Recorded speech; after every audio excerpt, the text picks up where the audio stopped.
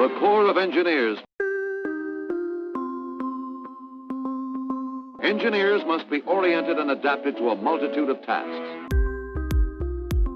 The Army Corps of Engineers is raising the dam by 8 meters. U.S. Army Corps of Engineers. The U.S. Army Corps of Engineers lays out their response plan. We provide infrastructure assessment, temporary roofing, temporary emergency power. We help with debris assessment and removal operations. We also work with temporary housing. And he'll tell you there's no end to the types of services the engineers provide. Hello everyone, and welcome to the Building Strong Buffalo podcast and our second mini-sode. This is the place to get to know the U.S. Army Corps of Engineers Buffalo District, our people, and our stories. My name is Jess Levenson, your host and public affairs specialist with the district. Before we get into it with this mini-sode, just a quick plug to check out all of our podcast episodes at anchor.fm/USACE-Buffalo. That's where we host all of our podcasts, and we want to know, what did you like? What do you want to hear more about? What do you want us to cover next? Please let us know. You can reach out to us on Facebook, Twitter, and let us know what you think. Today I'm in the field with Project Manager Gerry DiPaola at the VA Medical Center in Canandaigua, New York. We're working with the Department of Veterans Affairs and our sister district in Louisville to build a state-of-the-art medical facility for about 65,000 veterans living near Canandaigua in the Finger Lakes region. All right, so let's jump right into it. Thanks for being our guest today, Gerry. It's a pleasure. How are you today? Good morning, Jess. Thanks for having me. Pleasure to be here, as always. I'm glad you say as always, because we've worked together for a couple years now, and I always love coming out here to usually take photos and videos. And this is the first time you've been on the podcast, so thank you so much. No, I welcome the opportunity. Looking forward to it. So we'll start with our Icebreaker series. We're going to ask, where are you from originally? What's your alma mater? How long have you been with the Corps? And finally, what is your favorite time of the day and why? All right, tough questions, Jess. Originally from Buffalo, New York. Grew up, born and raised in Buffalo, and then moved to the suburbs during the high school years. My alma mater is St. Martin's College, way out in Washington State, near Olympia, Washington. Went to school there after I got out of the Army, and been with the Corps, I'd say, a total of 18 years or so, on and off. I had a stint with the Department of Veterans Affairs, actually, in Buffalo, in between my current job at the Corps here and previously with construction branch back in 2000. So been with the Corps a while, but did take a slight detour to gain some medical experience. And let's see, last question here. Time of the day. Favorite time of the day is probably the morning. It's quiet. You can kind of think and lay out your day, set your priorities, and then sort of enjoy getting to them and marking them off the list. So. Would you describe it as the calm before the storm? That's probably the best way to describe it. Certainly, it probably stems from my Army days. Getting up early and doing more before 9 a.m. than most people do all day, as the saying goes. So. Yeah, that makes sense. So yeah, you said you're a U.S. Army veteran, and did you join right out of high school, 18? Yeah. I joined when I was 17. Okay. Delayed entry program is what they were doing back in the late 80s. So got 1 year of high school credit for against my 8-year enlistment, and then did 2 years active duty. Basic and AIT, Fort Dix and Fort Belvoir, a year in Korea, in Tondeuchon, north of Seoul, Korea, for a year, and then came back to the States and was stationed at Fort Lewis, Washington. So that's how I got out to Washington State originally, and then ETS, got out of the Army in '89, and then went to college under the GI Bill, and then did about remaining years in the Washington State National Guard. Very cool, very cool. Been somewhat around the world, I guess. Yeah, more than I have. So, yeah.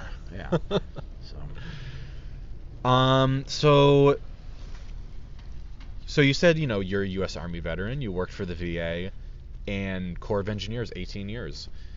Did you ever imagine growing up, maybe before 17, that you'd be linked with the armed services basically for your entire adult life so far? Yeah, Jess, when you put it that way, not really. My dad was in the family business of dry cleaning, so I grew up with that, working with my dad and my family, my whole family at my dad's shop in Buffalo, and there was some thought of taking over the family business at some point, but I knew I wanted to serve and get my degree of some sort. Originally, I think I was gonna pursue industrial arts, because I'm kind of good with my hands and mechanical things and whatnot, and enjoyed all the typical industrial arts type stuff in high school: wood, metal shop, automotive, all that kind of stuff. But had a talk with my uncle one year, and he kind of steered me towards engineering. He was a urban planner with HUD in Boston. I had family in Boston, and he encouraged me to maybe pursue engineering, and I guess the rest is history. Love it. Thanks for sharing, Gerry. Really cool story there. So the project we're going to be focusing on today, obviously, is the VA Medical Center that we're helping to build here in Canandaigua. And just really quickly, can you kind of delineate what the Buffalo District's role is in this project, what Louisville District's is, and what the VA's is? Sure, Jess, be happy to. So the Buffalo District serves as the geographic district for project management. Certainly, the Buffalo District is close to the site and can respond to issues and concerns that the Department of Veterans Affairs or the Medical Center may have.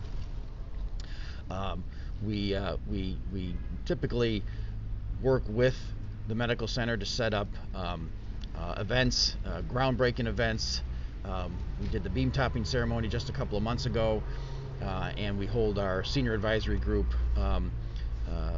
meetings typically on site.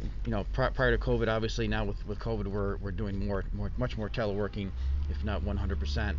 But we make those arrangements and look at the project overall from a fiscal standpoint, and working with CFM, the construction element of the Department of Veterans Affairs, to ensure the project has sufficient funding, and naturally keeping track of the overall schedule between the two phases. Louisville District leverages their expertise in military construction and vertical construction. They also have the design. They hold the contractual vehicles for the construction and for the designer of record. So all of the CORs, contracting officer representatives, for those two sets of contracts are with Louisville, in addition to all of the support element contracts, such as third-party monitoring, third-party testing, and then commissioning as well. So Louisville definitely brings that element of support and horsepower to the bigger regional team that is the Buffalo District and Louisville District, managing the construction of the VA project. Yeah, a project like this, definitely, I don't think we could do it alone. Certainly, the Corps of Engineers, when the districts come together, it makes these kinds of things a lot easier. Definitely pulled the best from really all over to create the unique team here with the Corps of Engineers. So let's hit the highlights of what that team has accomplished so far. Just big picture stuff, like I know there's specific like chiller plant, outpatient clinic, like that kind of Sure. So the project that the VA originally programmed was, as you mentioned, an outpatient clinic. In addition to the outpatient clinic, a 120-bed community living center for for veterans that would be that would make VA Canandaigua their home. So that required to create that infrastructure.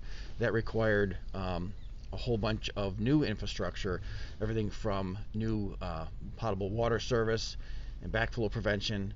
New electrical service in the form of a substation, new electrical substation, and then all those utility entry points are on the perimeter of the campus, and so all those utilities then have to be installed underground to make their way to the new buildings, which are sort of in the center of the campus, if you will. So the new building 2 is in the footprint of the old building 2 and connected to building 1, but all those utilities serving it have to get there underground, and so we've gone under existing the tunnel system here in Canandaigua that connects the buildings. We've gone through buildings to get our pathway through there. So it's one of the challenges of working in a renovation project, is that yes, some of it is new construction, but you're building the you're doing the construction within an existing active hospital and in existing active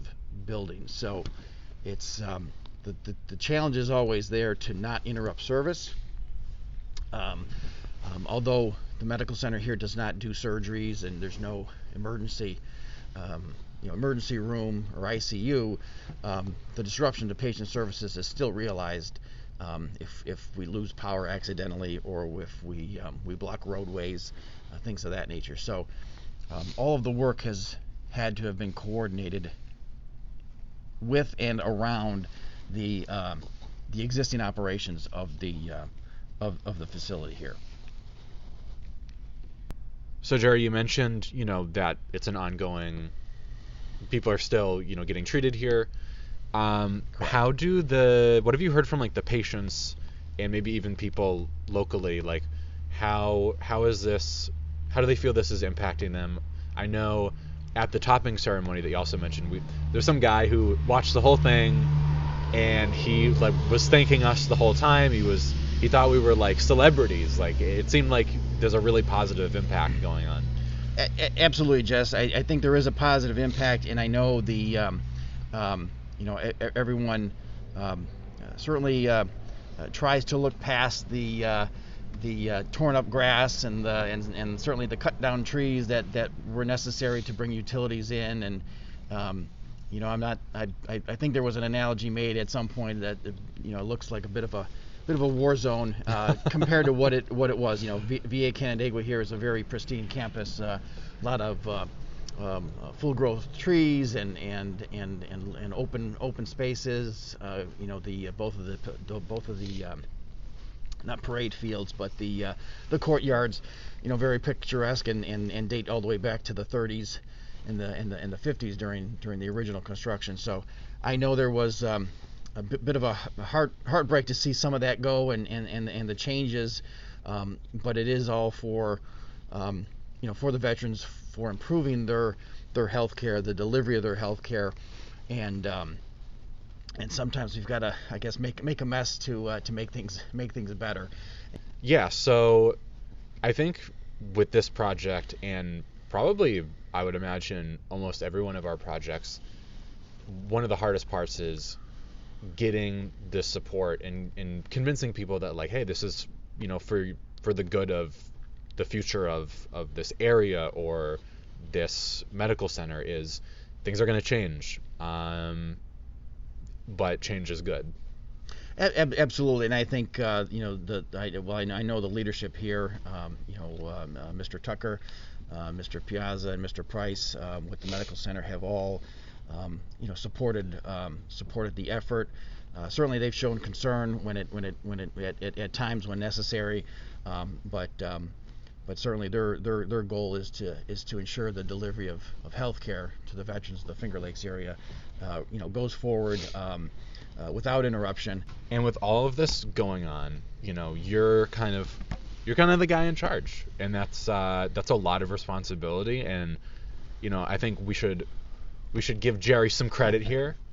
When sometimes when I see you, I like to go Gerry. Yes, you're my biggest fan, Jess. I appreciate that, but it is a team effort. When you think about it, we have a chain of command. Certainly within the project, but everyone does pull together, whether it's the weekly PDT meetings. COVID has changed some of that a little bit, but thankfully, with teleworking and WebEx and all that, we're able to see one another and I think keep up that camaraderie. So it's definitely a team effort. So I'll take a little bit of credit, but 99% of the credit goes to the big team. So yeah, thanks. Yeah, that's I think that's a lovely percentage distribution. I think that's everyone, like you said, everyone has a role in it. Yeah. Even if it's just 1%, it's like without that 1%, the project wouldn't be complete. So it really is a team effort, and I like that. So the joint team was awarded the 2020 Project Delivery Team of the Year for honor. That was really cool. I was glad to be able to kind of be part of our informal celebration of that with the topping out ceremony. What are you most proud of the team for? What kind of things stick out for you in terms of the team and how it earned that award? We were the first project in the VA and the Corps since the Aurora VA was completed. Right. And that was in 2018 in Colorado, if I remember correctly. Correct. Denver, right. The Denver VA in Aurora, Aurora VA in Denver, Colorado, I believe it was. In any event, our project was the first since that project to be awarded, and certainly lessons learned from that project were talked about and implemented on this project. And I think one of the greatest things is that we continue to discuss and share our lessons learned here with some of the other projects that are ongoing or starting in the joint VA Corps delivery, project delivery model here. We have great support from our headquarters and from CFM's programmatic office, and we've had numerous lesson learned events, and something that is an issue on one project can certainly most likely be an issue on another, given that they're all medically related in some capacity, whether it's outpatient clinics all the way up to emergency room care or ICU. We have some specialized labs here, radiology, dental, in particular, that have their own challenges and requirements to be installed properly and function properly. So our lessons learned here can easily be applied to some of the other projects. Yeah, I mean, I think that's a really interesting way to answer that question, because that's something that I'm trying to learn in my personal life is that I can be proud of myself for going through a trial and error of finding because this is the second of this large program, so there's going to be a ton of lessons learned, and it's okay that to go through a process of trial and error when you're learning stuff, and yeah, I think the team it's resilience. It's the team is very resilient. Jerry, we're gonna start wrapping it up here, and I want to ask you, what does it mean to you as a veteran to be helping other veterans now and into the future? Well, I think when everything's said and done, it's certainly that I keep in mind in the back of my mind is that although right now I may not be needing the health care delivered by VA, someday maybe I will. So it's kind of as you mentioned, being associated with it. With the Army in particular, and being a veteran, certainly take a lot of pride in the work going forward, and ensuring that we are delivering what the VA needs. And so at times we do have to make some changes to things, but we certainly have the end goal in mind of wanting to I guess it's sort of a continuation of service, if you will, in a different aspect. I was only in the Army for 2 years, but it still seems as though being tied to this kind of a mission, in a way you're still serving your country in a sense, and seeing the successes that it has is certainly rewarding. So absolutely, yeah. I mean, taking care of the people who take care of us is just part of being a patriot, I think. And Jerry, what are some big milestones coming up with this project? Sure. I know the project is scheduled to be complete in 2023, so you can go as far out, or maybe in the next year or so that you want to go. Yeah, within the next year's time, we should see certainly building 2 progress towards completion. That would be the outpatient clinic, and then once that is opened and functioning, then we'll vacate building 1.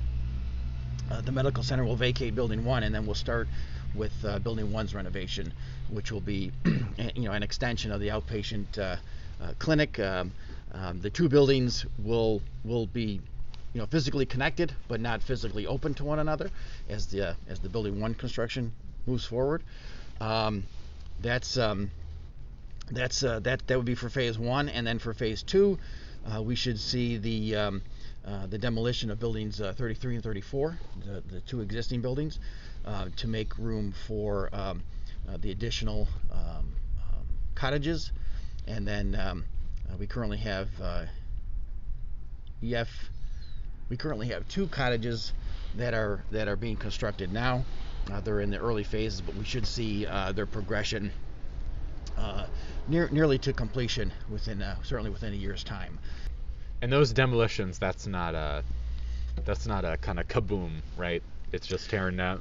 No, it should not be any kind of implosion kind of thing that you see on TV, like a stadium or something like that. But once the abatement is completed, internal, they'll be tearing things down in a sort of a logical progression, floor by floor, with the demolition crew. Yeah. Jerry, thank you so much. Last question: is there anything you want to add before we close this out?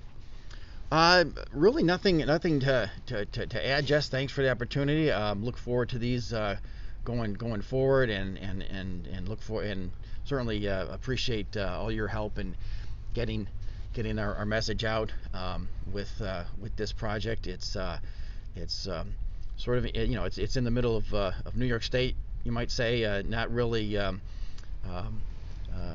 in any kind of a big town or anything, but certainly to the folks here in Canandaigua, the facility means a lot. So it's much appreciated in getting the message out and keeping up the interest and communicating the progress that we're making here in Canandaigua. So thanks again. I look forward to our next one. Thanks, Jerry. And I want to give you a specific shout out, not only for doing this, but to give everyone some background on why I love having Jerry with me to do these kinds of things. Is like, I first started here a few years ago, and I didn't know what the heck I was doing. But we did a lot of videos together. You were always willing to get in front of the camera, show everyone around the work going on the campus. And I had the silly idea one time of you jumping out of a giant pipe, and you just went for it.